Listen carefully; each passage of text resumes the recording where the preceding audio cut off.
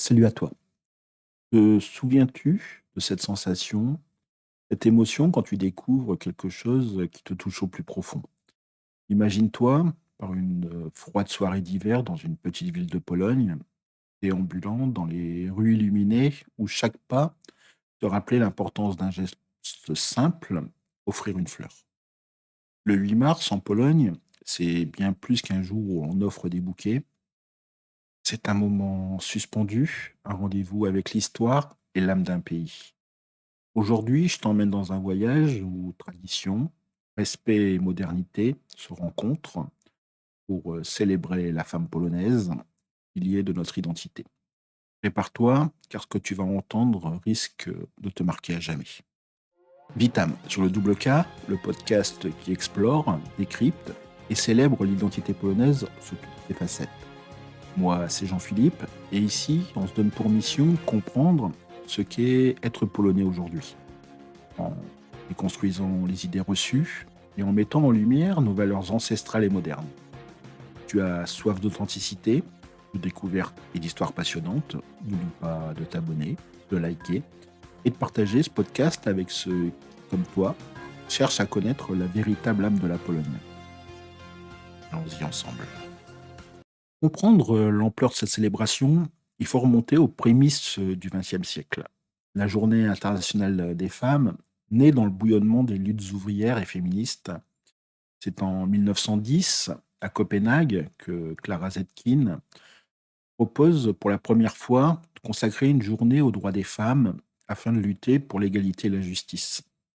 Ce jour, il a été officiellement reconnu par l'ONU en 1977 comme une journée mondiale de mobilisation pour les droits des femmes, devenant ainsi un repère universel.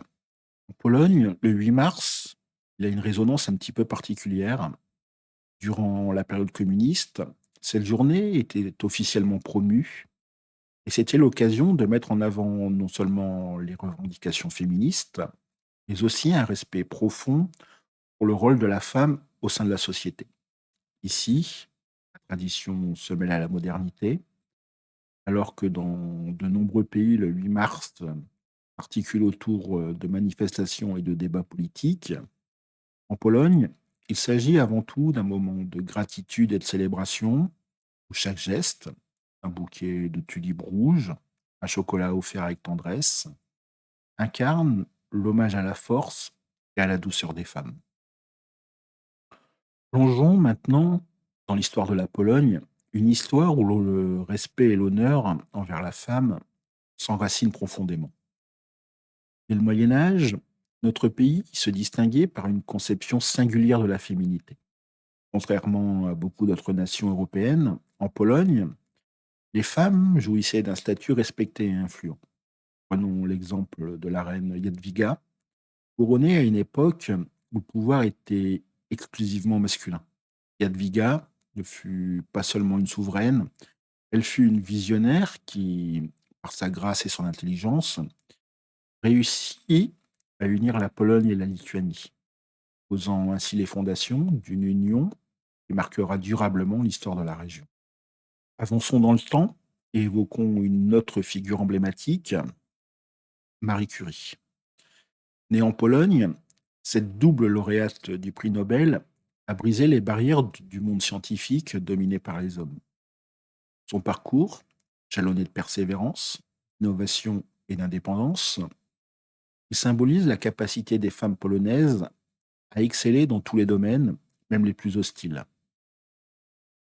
Au-delà de ces figures légendaires, l'histoire de la Pologne témoigne d'un engagement constant des femmes dans les grands moments de lutte et de résistance. Durant la Seconde Guerre mondiale, alors que le pays subissait l'invasion et les atrocités, de nombreuses femmes prirent part au mouvement clandestin, au réseau de résistance, illustrant par leur courage et leur détermination que la force de la nation réside aussi dans la résilience de ses mères et sœurs. Il est également essentiel de rappeler la notion de ce qu'on appelle en Pologne Matka Polka, la mère polonaise, symbole universel d'amour, de sacrifice et de dévouement. Ce concept, qui a traversé les époques, est devenue un peu une pierre angulaire de l'identité nationale.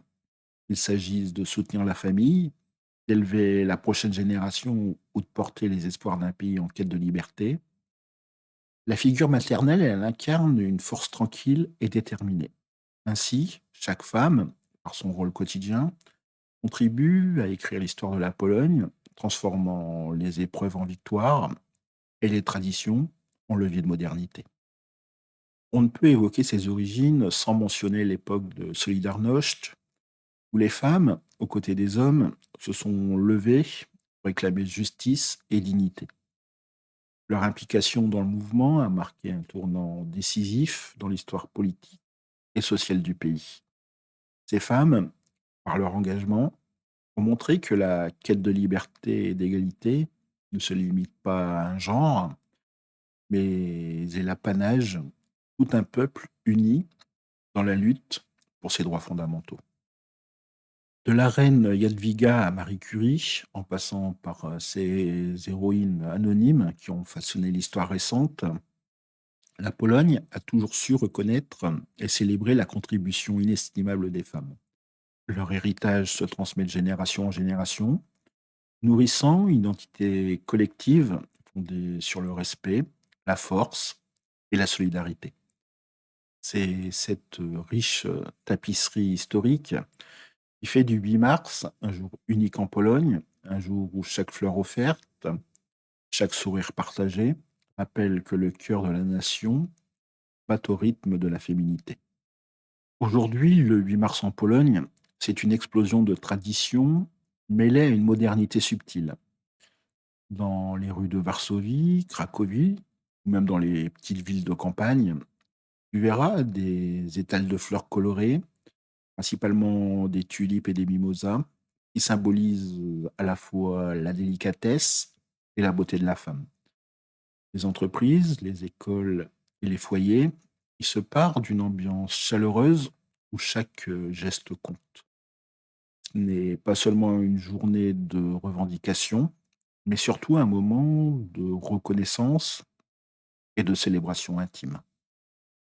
Les hommes, dans un élan de galanterie, offrent ces fleurs accompagnées de mots tendres et d'un geste sincère. Ce rituel, qui peut bien évidemment être partagé dans bien d'autres cultures, en Pologne, il prend une dimension particulière car il s'inscrit dans une tradition de respect familial et communautaire.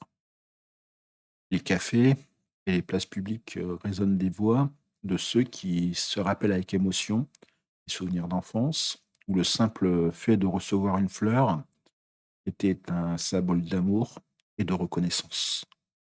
Les valeurs qui se dégagent de cette célébration sont le reflet même de l'identité polonaise. On va prendre un petit instant pour explorer ces valeurs en profondeur.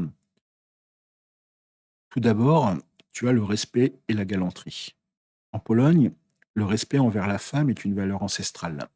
Dès le plus jeune âge, on t'enseigne à la courtoisie, à la délicatesse des gestes et à l'importance d'honorer celle qui t'entoure. Que ce soit par un sourire, une fleur ou une parole bienveillante, chaque acte est une marque de respect. Ce comportement, souvent perçu comme traditionnel, s'est transformé avec le temps pour devenir une véritable célébration de la dignité humaine. Ici, la galanterie n'est pas un simple protocole, c'est l'expression d'une culture où la femme est au cœur de la vie sociale et familiale. Une autre valeur fondamentale, c'est ce rôle central de la famille. Comme tu le sais peut-être, la famille en Pologne, c'est le socle sur lequel repose toute la société. La figure de la Matka Polka, cette mère polonaise, elle symbolise ce lien indéfectible. Les femmes, en tant que gardiennes des traditions et éducatrices, elles jouent un rôle crucial dans la transmission des valeurs et de l'histoire du pays. Elles incarnent la stabilité et le réconfort, transformant chaque foyer en un lieu de partage et de soutien. Ce rôle, tout en évoluant avec la modernité, conserve une force émouvante qui unit les générations. Un autre point important, c'est cette indépendance et cette résilience de Marie Curie aux nombreuses militantes qui, Au fil des décennies, ont lutté pour l'égalité et la liberté. La Pologne, elle a toujours été le terreau d'une indépendance remarquable. Cette valeur, elle se traduit par une capacité à transformer l'adversité en force. Les femmes polonaises, souvent confrontées à des obstacles historiques et sociaux, ont su s'imposer par leur détermination et leur résilience. Elles montrent que la fragilité apparente peut se métamorphoser en une puissance source d'énergie et de créativité. Ce courage exemplaire, il inspire non seulement leurs contemporains, mais également les générations futures.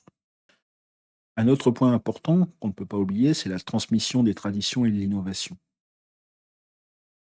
Cet autre aspect fondamental est la dualité entre tradition et modernité. En Pologne, les femmes sont à la fois les gardiennes d'un héritage culturel riche et les actrices du changement. Elles préservent les rituels, les chants folkloriques, la cuisine authentique et les coutumes séculaires, tout en étant à l'avant-garde des innovations sociales et économiques. Ce pont entre le passé et l'avenir est une véritable force, unissant l'âme nostalgique d'un héritage ancien à la dynamique d'un présent en constante évolution. Ces valeurs, ancrées dans l'histoire et le quotidien, font du 8 mars un jour d'intense émotion et de profonde réflexion. Ces valeurs qu'on a pu énumérer, elles nous rappellent que l'identité polonaise ne se résume pas à une simple date sur un calendrier, mais vit dans chaque geste, chaque mot et chaque regard échangé. Les témoignages de femmes issues de divers horizons, qu'elles soient entrepreneurs, artistes ou militantes, réaffirment évidemment cette réalité. Elles racontent comment, dans un monde en perpétuel changement, elles parviennent à concilier leur héritage culturel avec une volonté farouche d'évoluer, d'innover et de briser les stéréotypes. Ainsi, la célébration du 8 mars en Pologne transcende le simple rituel pour devenir une véritable leçon de vie, où chaque valeur se lit comme un manifeste d'amour et de fierté pour une nation résolument tournée vers l'avenir. Au final, le 8 mars en Pologne, c'est bien plus qu'une tradition annuelle, c'est une célébration de la force, de la résilience et de l'amour qui anime chaque femme. Ce jour, il nous enseigne que, quelle que soit l'époque, le respect et la gratitude envers celles qui construisent notre société sont des valeurs intemporelles. L'histoire, les traditions et l'innovation se mêlent pour dessiner le portrait d'une Pologne qui sait honorer son passé, tout en se projetant vers demain. Et si on faisait un petit détour par l'univers des chiffres, dans notre prochain épisode, nous explorerons la journée de la statistique polonaise. Je te demande peut-être comment des données, des nombres et des graphiques peuvent révéler l'âme d'un pays. Prépare-toi à découvrir comment la passion des Polonais pour les chiffres se mêle à leur quête d'excellence et comment cela forge une identité à la fois moderne et profondément ancrée dans la tradition. Ne manque pas ce prochain voyage car les statistiques n'auront plus jamais la même saveur pour toi. Si cet épisode t'a transporté, si tu as ressenti cette connexion unique avec la Pologne et ses valeurs, n'oublie pas de t'abonner, de liker et de partager ce podcast avec tous ceux qui veulent découvrir une facette authentique et vibrante de l'identité polonaise. Soutenir ce travail et plonger encore plus loin dans cet univers, retrouve tous les liens dans la description. Je te remercie d'avoir été à l'écoute et surtout, reste curieux. On se retrouve très vite pour une nouvelle immersion au cœur de la Pologne. Je te souhaite en attendant une très bonne journée, miłego dnia, demain, do jutra. À très bientôt, zobaczenia.